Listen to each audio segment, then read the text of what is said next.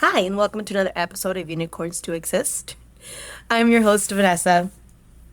I missed recording because I didn't get to record last week since we already had one very long episode that I just put it together. So I didn't record last week.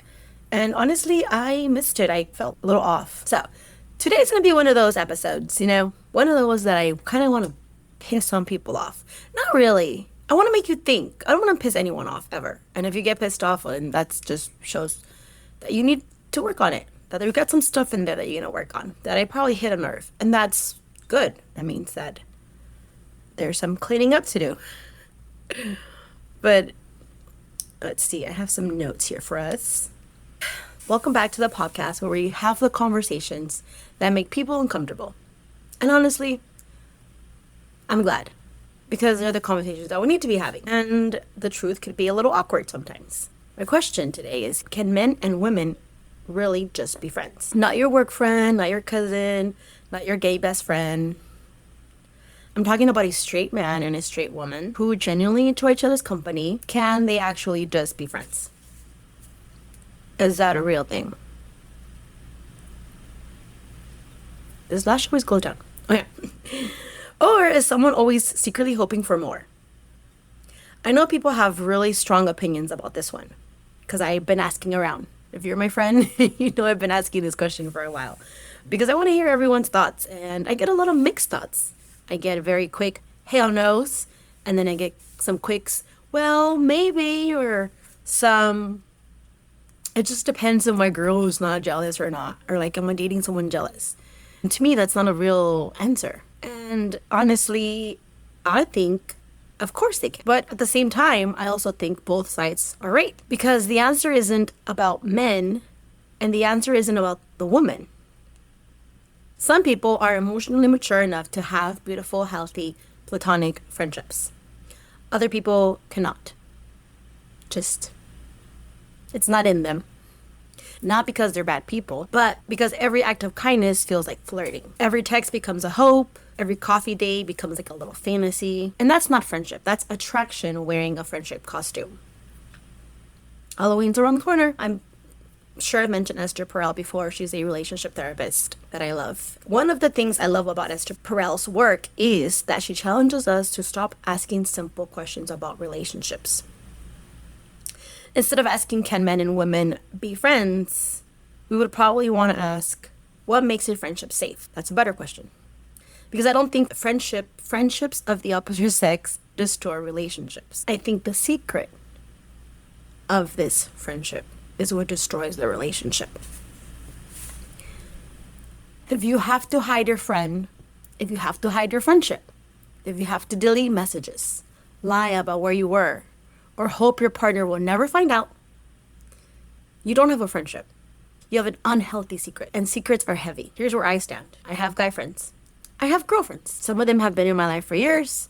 Some of them are fairly recent, as much as some months. If I'm in a relationship, I'm not going to suddenly pretend they don't exist. But I'm also not going to hide them from my partner. My partner is welcome to meet them, come to dinner, join the barbecue, hang out together. Because now I can proudly say I have a group of friends. And we always get together. We always watch the games. And if and when I do have a partner, they are more than welcome to join us. Because healthy friendships don't hide from healthy relationships. They're allowed to exist in the same room. They're allowed to hang out and meet. And I think somewhere along the way, we started to confuse boundaries with control. Just because I have a partner doesn't mean they're going to control who my friends are.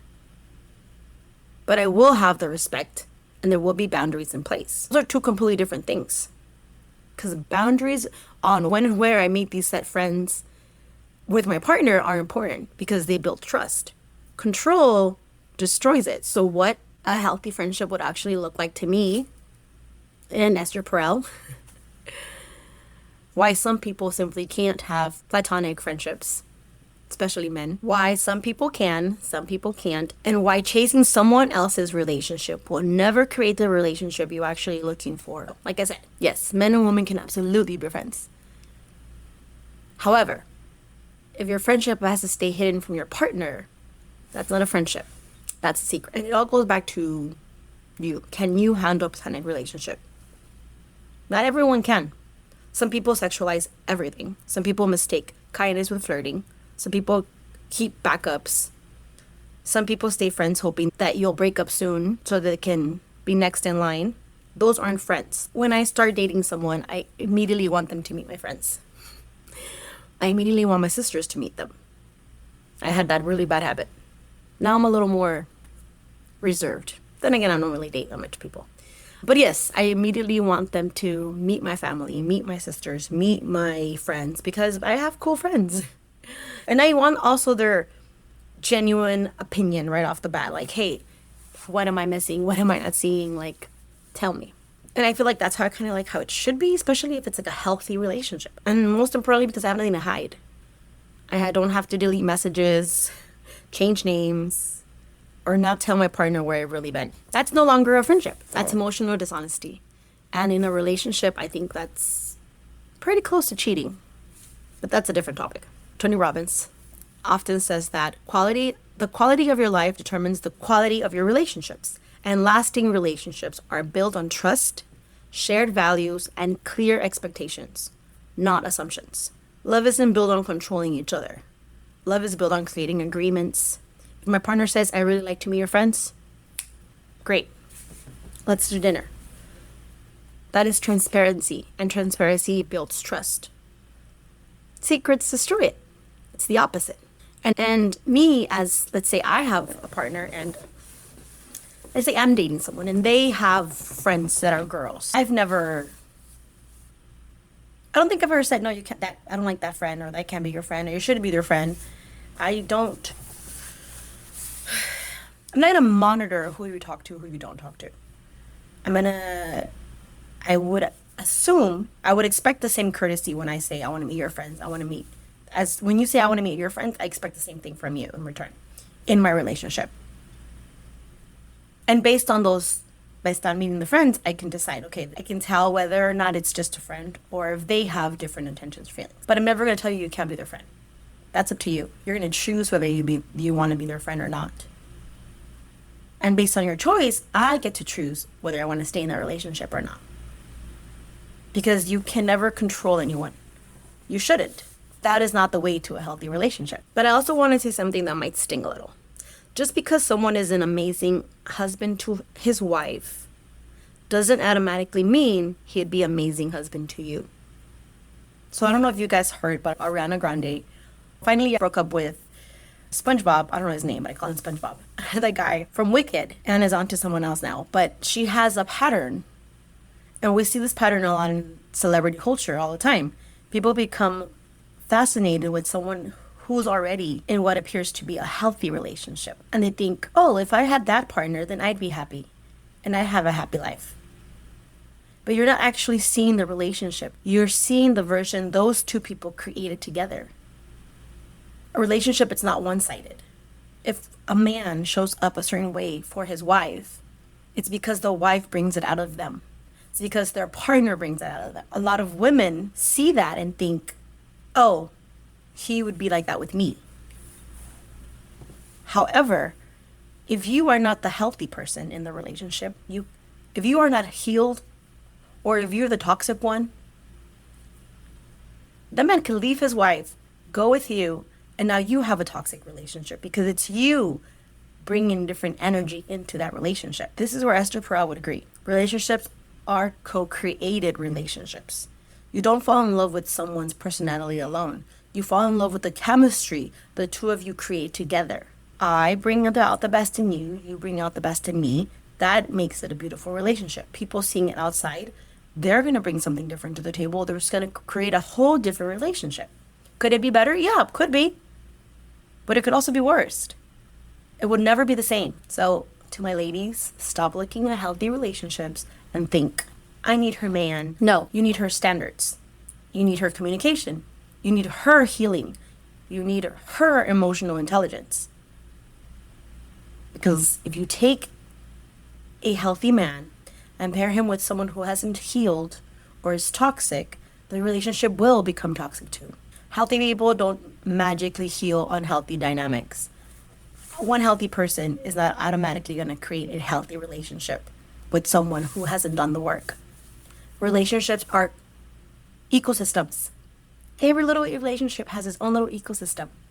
Both people create the environment for that relationship to flourish, to look and be beautiful. Women will look at her man and idolize him and think like their relationship is so beautiful because of him.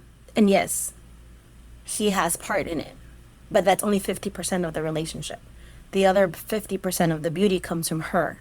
And together is what that relationship looks so beautiful and amazing and desirable from others. And that made me, at that time when I was younger, it made me realize not to like, because it said something like, don't look at my relationship wanting it. Look at my relationship at what is possible for you to create. You, with your person, will create that beautiful relationship. Mine, maybe my person and you together would probably like, kill each other. Who knows? But you need to find what he is to me and what I am to him for you. And that is part of the beauty of finding your person. Because with you, they're going to be completely different. With you, it's going to look magical and beautiful and the chemistry is going to be there. That's not with everybody. So I learned not to look at other relationships and like codiciarlas, or kind of like, I learned not to look at other people's relationship and think like, oh, I could be in that relationship, because I could not. He would not be like that with me. They would not treat me the way they treat them, because I'm not going to bring or do the things that that the person does for them. And I remember seeing this other couple too. They were like older couple, en español. I think they were from Colombia. They were old. The wife was so sweet and the husband was so sweet, and she loved all the little things he did for her. And I would think like, oh my God, that's so crazy that they found each other, because they're so weird to me. That couple was so weird to me, but they loved each other so much. Like, they were perfectly weird for each other. And I was like, that is a perfect example of how he would probably never be like that with anybody else, and she would never be like that with anybody else. They found each other and they're perfect for each other. And the relationship itself is beautiful and sweet, and they're like, oh, everybody thinks they're so dreamy. They're married for like 50 years. But they do things that I'd be like, no, get away. Get away from me. And I think Ariana Grande has that issue with married men. They're not happy with themselves, so they see, oh, he's happy, she's happy. He makes her happy, and she's saying how happy she is. Well, maybe that's what I need to make myself happy, and that's not the solution. It's never, ever, ever outside of you. It's always inside of you. But yes, let's bring it back to the friendship part. Like I said, for me, I have a lot of friends, and I've made so many more friends these couple of years, that if I date someone and they have an issue with my friends, they were here before that person. They're not going anywhere. Especially some of these friends have showed up for me in so many ways. And I genuinely love our little group friend that I infiltrated, thanks to my sister, that they're not going anywhere. They're not going to go anywhere. But here's the difference. You're more than welcome to come hang out with us. Like I said, you're more than welcome to meet every single one of them. Every birthday party, every birthday dinner, my friends will know that if they invite me, I'm in a relationship. Most likely my partner will come. My partner will also be invited. If he's busy or he can't come, or they are busy and they can't come, then I'm still going to go because they're my friends. But the invitation will be there. But the invitation's going to be there. The transparency will be there. The opportunity to join us will be there. It's up to you if you want to come or not. I'm still going. Because just like my friends are not secrets. He's not a secret. If they say I can't, but let's say after all that, they still say, well, my girl's friends don't have guy friends, or you can't have male friends. Then I'd be like, then I'm not going to be your girlfriend. Sorry. You need to go figure out why that is, why you have issues with that. Heal that on your own, and then come back around, because I'm not available for that. In my life, men have friends that are girls. Girls have friends that are guys. I mean, I would ask, is that because I've given you a reason not to trust me? And if the answer is no, then that makes it a personal issue. Or they say, oh, you don't love me enough. It's not that I don't love you or not. Love has nothing to do with trust. Love is one thing. Trust is another. You can have love and not have trust. That sucks. It's a very, very bad combination.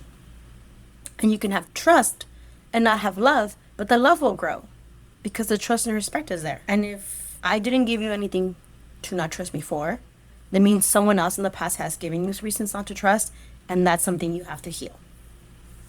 Not every girlfriend is the same. Not every girl is the same. And those are two different conversations that I would have with my partner. If they have an issue with friends. We're going to have a talk. We're going to figure it out. But my friends aren't my friends. Your friends are your friends. I don't expect your friends for you to absolutely not have any girlfriends after meeting me. I would never, ever, ever say you cannot have friends. You cannot have friends that are girls who have been here before me. I would even go as far as like, you're friends with your ex? Cool. Tell me about it. I want to be friends with her. Let's all hang out. Because it's not a secret, right? And you guys are friends. Nothing to hide. I'm totally okay with it. As long as I also get to meet them. And then I decide. And if I can't trust you with your friend, then you're not meant for me. If I cannot trust my partner with his friends, or friends that are girls, or vice versa, then I probably shouldn't be in that relationship. Because if someone can steal your partner, they didn't steal your relationship. They showed you what the flaws were. They just exposed it. They opened it up. And I've been cheated on so many times.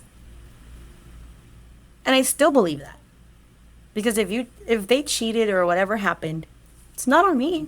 It's on them. That just shows who you are as a person. And you did me a favor by letting me see. Thank you. But I still believe that men and women can be friends. Healthy relationships do not require you to be checking every phone, looking at every phone call, going through the phone statements or the bills. That is not healthy. That is tiring, exhausting. Just thinking about it makes my brain hurt. I don't know if I've told you guys, but I love hot yoga. And when I stop going and then I go back, it takes so much for my body to like get used to the heat. So I always get like a little bit of a migraine after. The first time I went back after not going for 3 months, I had a horrible headache. The next week, a little less of a headache. Today, it's slightly there, but I'm hydrating.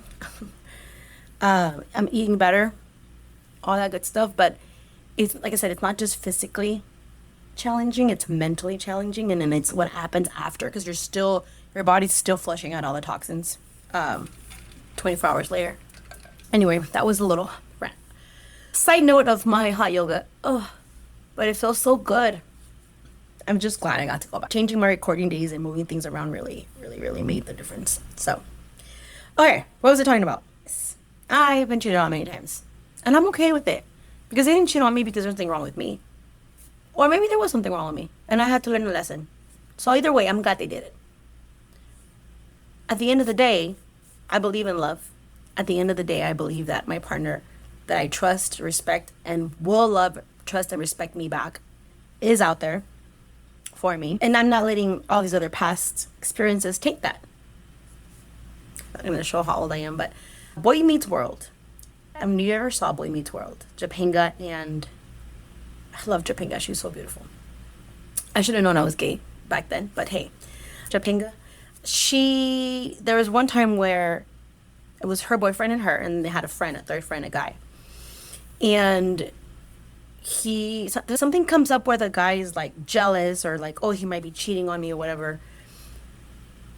The friend just started having a girlfriend, and he said he was trying to like navigate how not to be jealous or how not to assume things of his friend who has been his friend for years, like since they were little.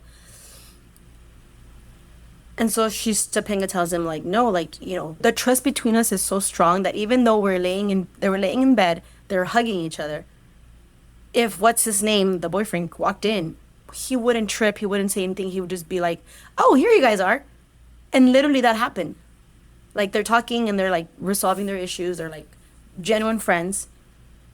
And the love that Topanga and her boyfriend have for each other, the trust and respect that they have for each other, him seeing her hug him did nothing.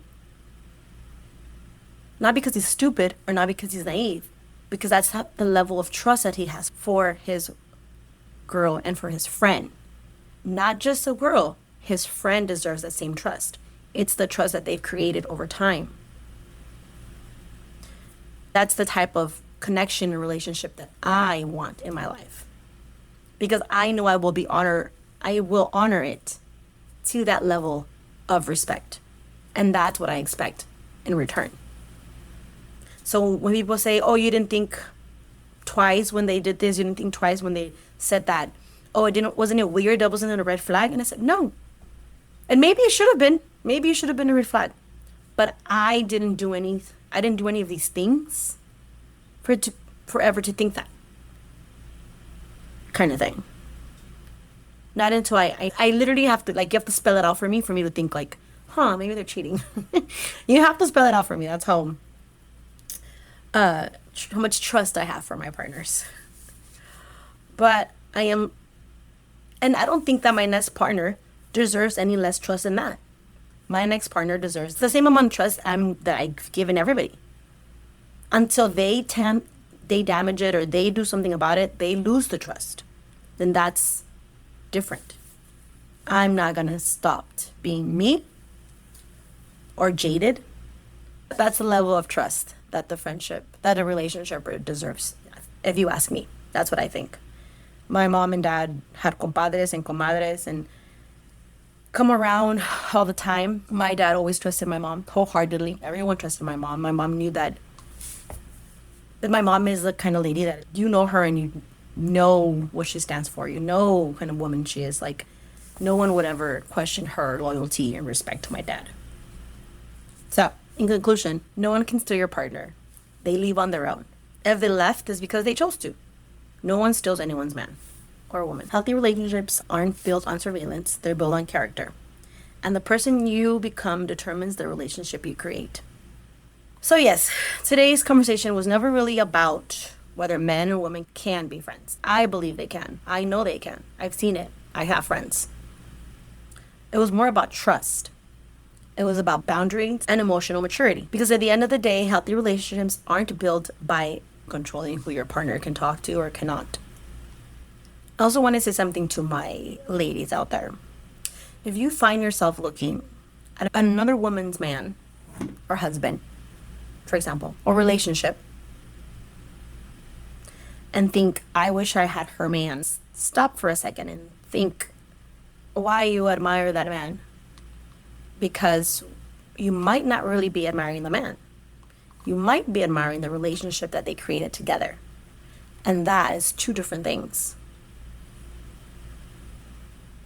You don't know what she's done to help create the relationship. You don't know how much she's put up with for that relationship to work. You may not put up with those things. You don't know how she communicates. You don't know how he communicates. You don't know what they've had to heal from together. We've never seen those hard conversations between them two. The ones where they almost break up, but they find their way back. A healthy relationship, it doesn't take one person. It takes two people choosing each other over and over again. And here's something I truly believe. If someone is loyal because they're locked in a cage, that's not loyalty. That's a trap. They're just trapped and they can't choose otherwise. Real loyalty happens when someone has freedom and still chooses you. That's love. So instead of asking, how can I find a man like that? Or instead of thinking, how can I have their relationship?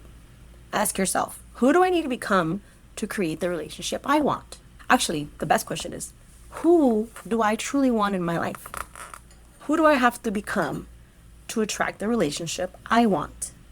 Get clear on what you want. The healthier you get, the healthier your relationship is going to get. Heal your insecurities. Learn communication, set boundaries, take responsibility. Become someone who brings peace instead of chaos. Because no matter how emotionally healthy one person is, if the other person brings unsolved trauma, manipulation, dishonesty, or constant drama into the relationship, that relationship will eventually reflect all those words. Manipulation, dishonesty, drama. The relationship will reveal not what one person has, but what both of them bring to the table. So don't go looking for a unicorn. Be the unicorn. But don't go looking for that special person that is healed and happy and loving and emotionally available and ready to take care of you. Become that person. Become that person who is healthy, knows how to communicate, is ready to take care of someone else emotionally. Or not necessarily take care of, but ready to show up for them, ready to love them the way you want to be loved. Be who you want to attract. So yes, be that rare person. Be that little unicorn out there. Do the work. Unicorns don't exist because they're perfect. Unicorns exist because they're rare. And healthy relationships are rare too. Not because they're impossible, but because they require two people who are willing to grow. So be the unicorn. Be honest, be loyal, be transparent. Do the work. And never settle for a relationship that requires secrets instead of trust. Because love never makes you hide. Love should make you feel safe enough to be seen. And remember that unicorns do exist. You, my love, are listening to one. Bye.